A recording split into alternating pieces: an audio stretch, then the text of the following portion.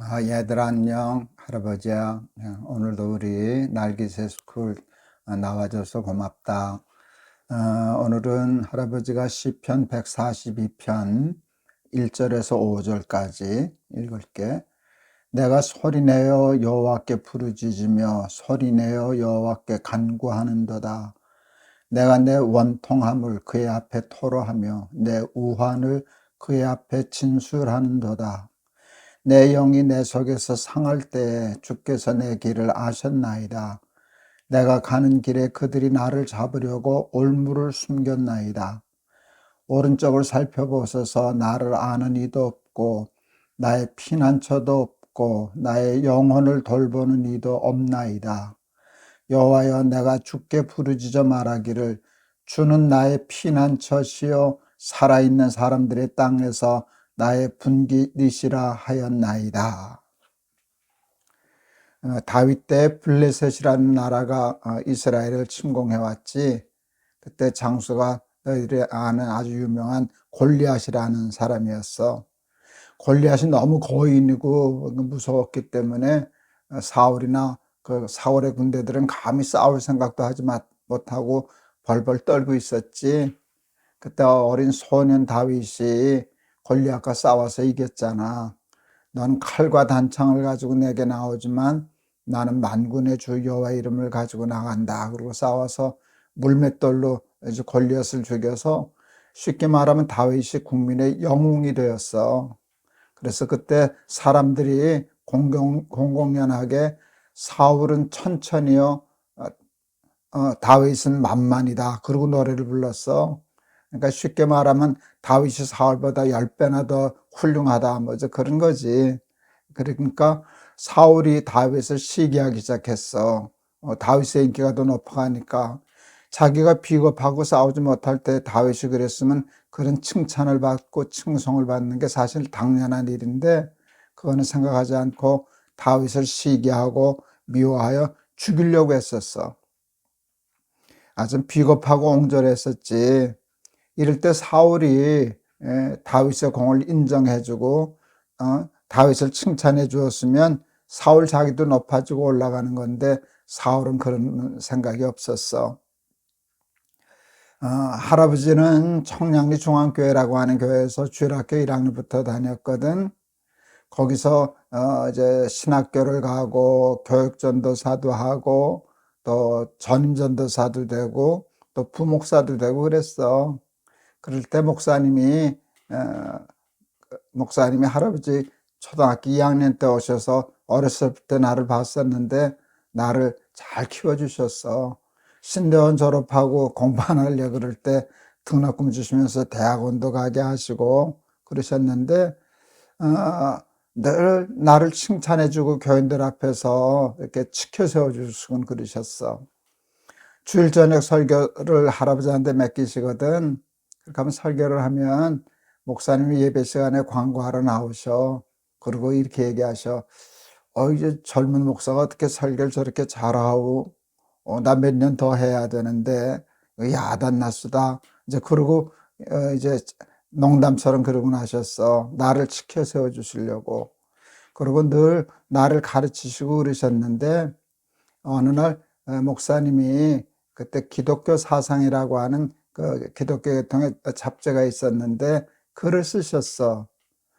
목사님이 나에 대한 글을 쓰셨더라. 주일학교부터 자라난 친구가 전도사하고 그러는데 참 잘 자라서 이제 좋다고 칭찬하시면서 이렇게 얘기하셨어. 내가 그 김 전도사를 바라보는 마음이 디모데를 바라보는 바울과 같다. 바울이 디모데라고 하는 제자를 잘 키웠었거든. 아들처럼 여기셨거든. 그런 것, 바울이 디모데를 그렇게 여겼듯이 자기의 마음도 그렇다 그러시면서, 할아버지가 아직도 잊혀지지 않는 말이 있어. 그게 뭔지 아니? 그는 흥하여야 하겠고 나는 쇠하여야 하리라. 자기는 점점 이제 약해져야 되고 내가 흥하여야 되겠다. 자기는 낮추고 나를 높여주셨잖아. 그게 옛날 훌륭한 어른의 모습이셨어. 그래서 할아버지도 그거 흉내내고 배우려고 노력은 했는데 쉽지는 않더라. 할아버지가 이제 영락교회라고 하는 큰 교회에 이제 부목사가 됐었어. 제일 막내 나이 어린 목사였었지. 그런데 담임 목사님이 어디 미국을 가시거나 외국을 가서 비우시면은 수요 예배, 큰 예배거든. 거기 설교를 할아버지한테 맡겨 주셨어. 그는 마치 뭐와 같은 줄 아니? 요셉이 채색 옷을 입은 거나 같아. 아버지 야곱이 요셉을 이렇게 편애하니까 형들이 시기하고 미워해서 죽이려고 그랬잖아. 근데 이제 매일 막내 목사한테 설교를 맡기면 위에 있는 선배들이 할아버지 목사를 좋아하겠냐? 시기하고 그럴 텐데 우리 선배 목사님들이 참 훌륭하셨어. 내가 이렇게 설교를 조금이라도 잘하고 그렇게 하면 와서, 야, 김 목사 오늘 설교 너무 좋았다. 역전 말로 홈런이다. 그리고 칭찬해 주셨는데 할아버지는 아직도 그것을 잊을 수가 없어. 훌륭하신 거잖아. 그치?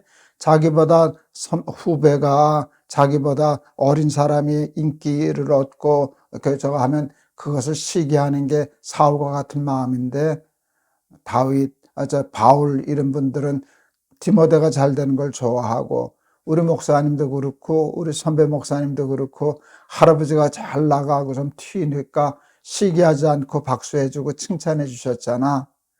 우리 사랑하는 날기세스 그 어린이들도 그런 근사한 사람들 되었으면 좋겠다.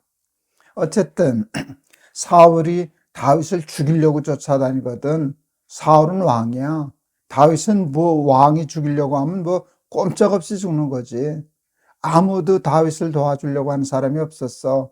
오늘 여기도 보면 오른쪽을 살펴보셔서 나를 아는 이도 없고 나의 피난처도 없습니다. 왕이 죽이려고 하는데 다윗 편 들었다가는 자기도 죽을 테니까 아무도 다윗의 편을 들어주지 않았지.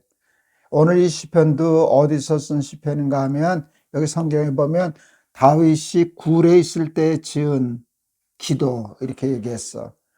다윗이 굴에 숨어 있었어. 광야에. 아무도 없는 광야에 굴에 숨어 있었어. 사울이 죽이려고 하니까. 그런데도 다윗은 절망하지 않고 하나님께 부르짖는 거야. 하나님의 오른편을 살펴봐도 아는 사람도 없고 나를 도와주려고 하는 내가 숨을 곳 피난처가 하나도 없습니다. 근데 거기서 절망하지 않아. 그런데 하나님이 계시지 않습니까? 5절에 보면 여호와여 내가 주께 부르짖어 말하기를 주는 나의 피난처시요 살아있는 사람들의 땅에서 나의 분기듯이라. 하나님이 내 분기듯이고 나의 피난처십니다 하고 하나님께 부르짖었어. 절망적인 상황에서도 낙심하지 않고 하나님 앞에 기도했다는 뜻이지. 우리는 그 결국을 알잖아. 그래서 다윗이 죽었니? 사울이 다윗을 이겨낼 수 있었어? 아니야. 하나님이 끝까지 다윗을 지켜주시고 사울은 심판받고 전쟁터에서 죽었거든. 멸망하고 다윗이 왕이 되고 다윗의 기도대로 이루어졌잖아. 너희들 오늘 이 시편을 통해서 두 가지를 배우면 좋겠어. 사울 같아지면 안 되겠다. 두 번째는 다윗 같은 사람이 되어야 되겠다 라고 하는 걸 배운다면 너희들이 앞으로 살아가는데 하나님이 쓰시기에 합당한 아주 크고 훌륭한 사람들이 될 줄을 믿는다. 우리 사울처럼 남이 잘 되는 것을 시기해서 훈장받아야 할 사람을 죽이려고 하는 그런 옹졸하고 비겁한 볼품없는 그런 사람 되지 말고, 그 다음에 다윗처럼 피난처도 없고 도와주는 사람 없어도 하나님이 나의 피난처신데 하나님이 나를 돌보시는데 내가 누구를 무서워하랴 하고 끝까지 버티고 기도해서 다윗처럼 훌륭한 왕이 되는 우리 날기세스 그 어린이들 다 되었으면 좋겠다. 알았지? 할아버지가 한번 기도할게. 하나님 감사합니다. 오늘도 우리 시편을 통해서 중요한 삶을 배울 수 있게 해주셔서 고맙습니다. 다윗이 골리앗을 이겼을 때 사울은 다윗을 시기했습니다. 죽이려고 했습니다. 비겁하고 옹졸한 사람이었습니다. 다윗의 공을 인정하고 다윗의 훌륭함을 칭찬하고 그럴 줄 아는 훌륭한 바울 같은 사람, 또 부족한 것에 앞섬을 시기하지 않고 박수하고 칭찬해 주었던 훌륭한 어른 목사님, 선배 목사님들처럼 그런 큰 도량 있는 믿음 있는 그런 어린이들 되게 해 주세요. 그리고 다윗처럼 아무리 피할 것 없고 아는 일 없고 막막할 때에도 하나님이 나의 피난처시고 하나님이 나의 돕는 분이시다라는 믿음으로 끝까지 절망하지 않고 싸워 승리하는 다윗과 같은 어린이들 되게 해 주세요. 예수 그리스도 이름을 받들어 기도하옵나이다. 아멘. 오늘 두 가지 배웠지? 그지? 이제 보통 사울 같은 사람 되기가 참 쉬워. 근데 사울 같은 사람 되게 하지 않게 해주세요. 하나님, 그리고 다윗 같은 사람 되게 해주세요. 그래서 우리 날개새스 그 어린이들은 다 다윗처럼 하나님께 기도해서 낭망되고 어렵고 절망적인 때도 포기하지 않고 끝까지 하나님께 기도해서 승리하는 다윗과 같은 훌륭한 사람들 다 되기를 바란다. 알았지? 내일 또 보자. 할아버지가 너희들 많이 사랑해. 안녕.